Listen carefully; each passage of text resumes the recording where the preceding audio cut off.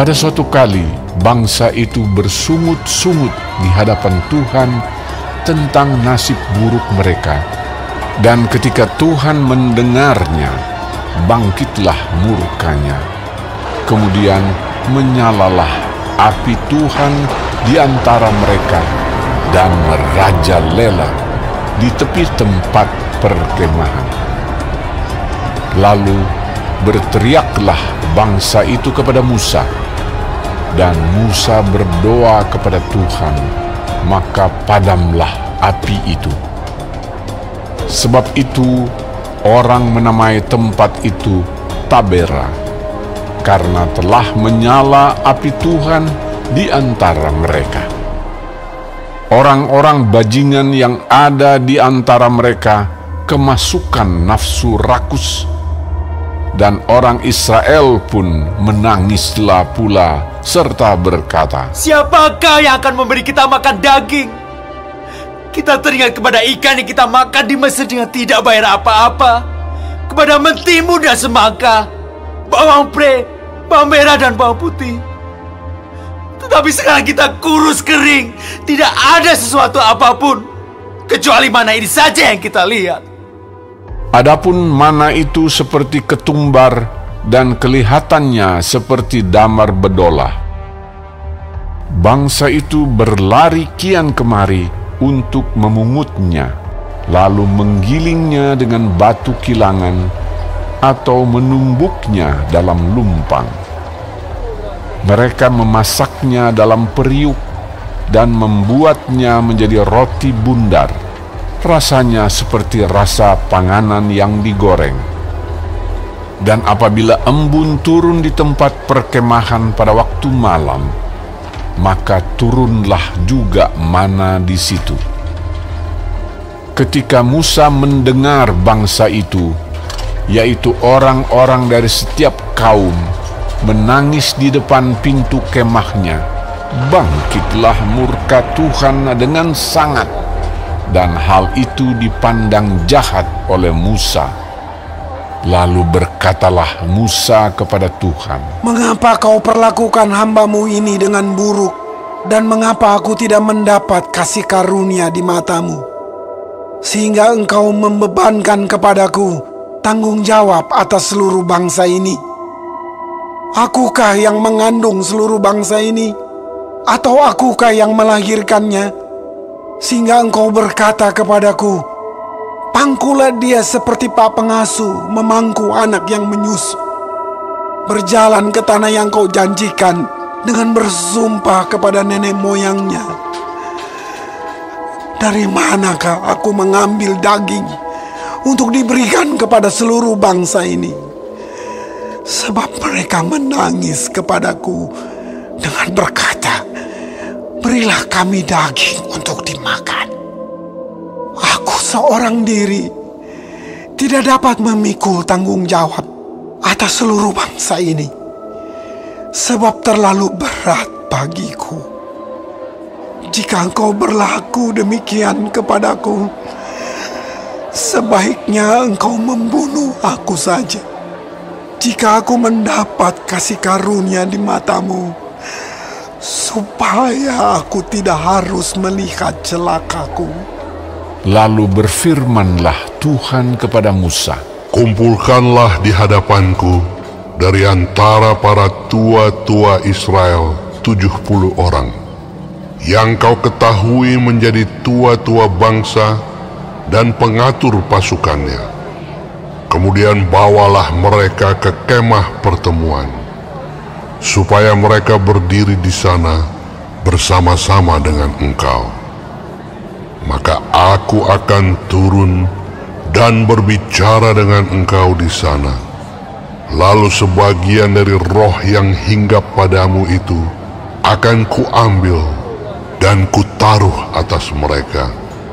Maka mereka bersama-sama dengan engkau akan memikul tanggung jawab atas bangsa itu. Jadi tidak usah lagi engkau seorang diri memikulnya. Tetapi kepada bangsa itu haruslah kau katakan, kuduskanlah dirimu untuk besok maka kamu akan makan daging. Sebab kamu telah menangis di hadapan Tuhan dengan berkata, siapakah yang akan memberi kami makan daging? Begitu baik keadaan kita di Mesir, bukan? Tuhan akan memberi kamu daging untuk dimakan.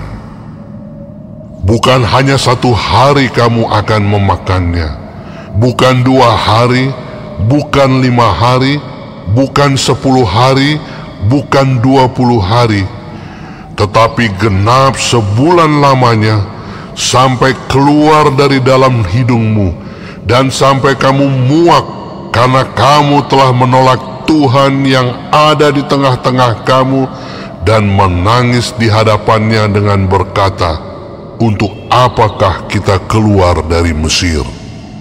Tetapi kata Musa, bangsa yang ada bersama aku ini berjumlah 600.000 orang berjalan kaki. Namun kau berfirman, daging akan kuberikan kepada mereka, dan genap sebulan lamanya mereka akan memakannya. Dapatkah sekian banyak kambing domba dan lembu sapi disembelih bagi mereka, sehingga mereka mendapat cukup? Atau dapatkah ditangkap segala ikan di laut bagi mereka, sehingga mereka mendapat cukup? tetapi Tuhan menjawab Musa, masakan kuasa Tuhan akan kurang untuk melakukan itu?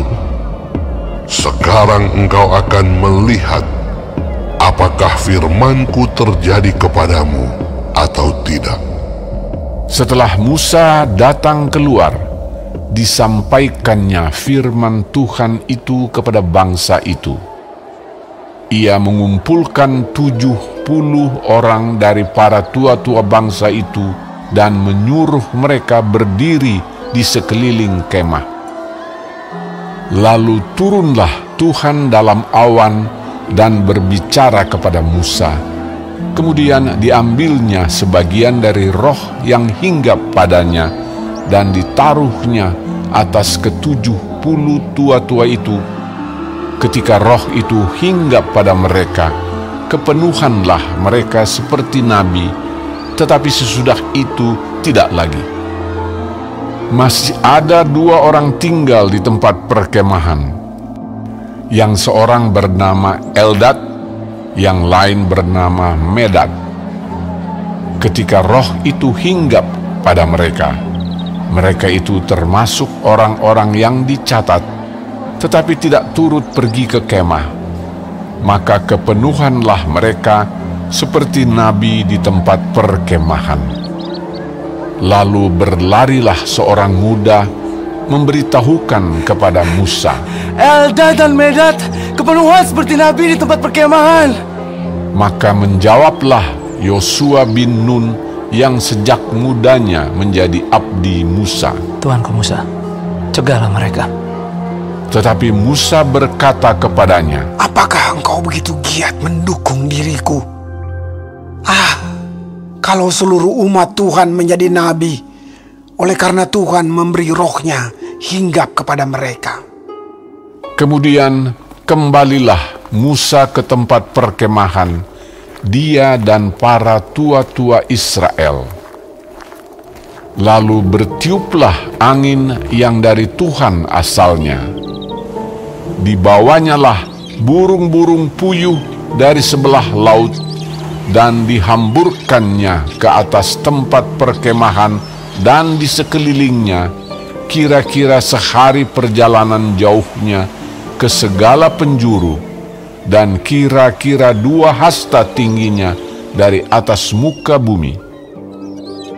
Lalu sepanjang hari dan sepanjang malam itu dan sepanjang hari esoknya, bangkitlah bangsa itu mengumpulkan burung-burung puyuh itu.